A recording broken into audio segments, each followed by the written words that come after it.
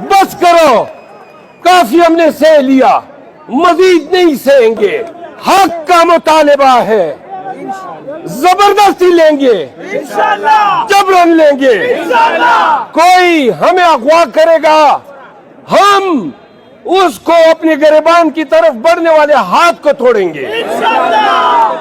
आज अहद करते हैं, हम झंडा निकालेंगे। ये झंडा आज से हमारी इज्जत है, ये हमारी गैरत है।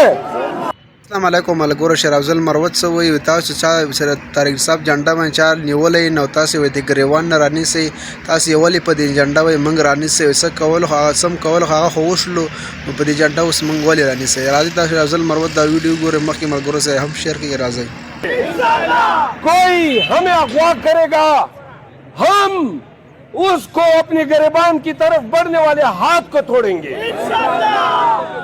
आज अहद करते हैं, हम झंडा निकालेंगे।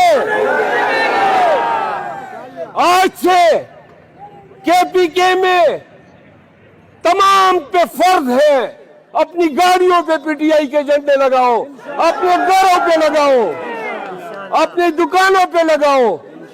कोई आपके झंडे पे हाथ डाले तो गिरबान से पकड़ो।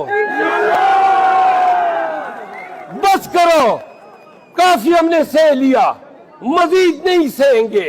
हमारा झंडा झंडा रहा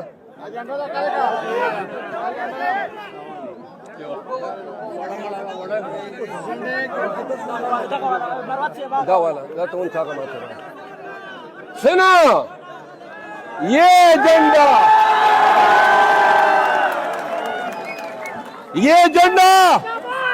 आज से हमारी इज्जत है, ये हमारी गैरत है।